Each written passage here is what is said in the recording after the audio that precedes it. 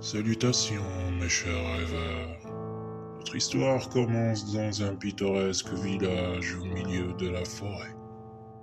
L'air était humide et le brouillard qui s'installa ce jour-là sépara le petit village des chants des oiseaux et du bruit de la vie végétale qui encerclait l'endroit.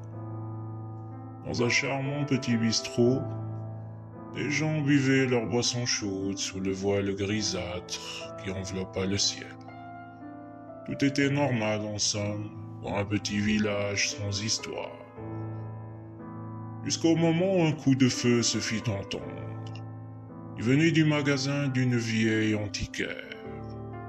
Un homme d'une trentaine d'années, aux yeux marrons engorgés de sang et à la barbe mal taillée, sortit du magasin en courant vers sa voiture. Les gens de peur appelèrent tout de suite la police de la ville et les quelques courageux d'entre eux partirent en direction du magasin pour voir l'état de la vieille dame. Cette dernière était très connue au village, pas toujours en bien. La superstition fait partie de tout bon village. Cela fait son charme, je dirais. Les gens croyaient en effet que cette dernière était une sorcière ou une adoratrice du diable. Classique, me direz-vous. Mais l'humain est ainsi fait. Un homme entra en premier et vit la vieille dame en sang sur le sol. Elle était sur le dos, la tête tournée vers la gauche, et sa robe bleutée, motif de fleurs blanchâtres, était tachetée d'un sang rouge, sombré par le temps qu'il faisait. Les gens entrèrent par la suite et étaient tous sous le choc. L'un d'entre eux remarqua que le doigt de la vieille dame pointait sur des écrits gravés au sol.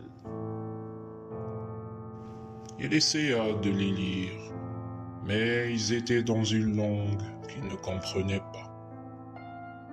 L'un des témoins de cette macabre scène crut reconnaître une vieille langue désuée.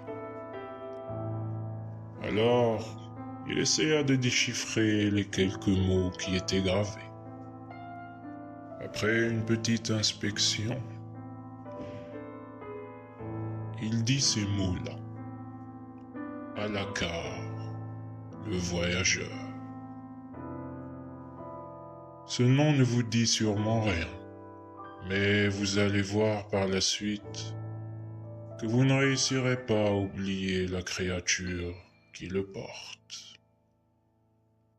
Après cela, il tourna la tête vers le visage de la vieille dame et resta sans voix, car cette dernière faisait un macabre sourire, un sourire qui venait d'ailleurs, qui venait de la mort.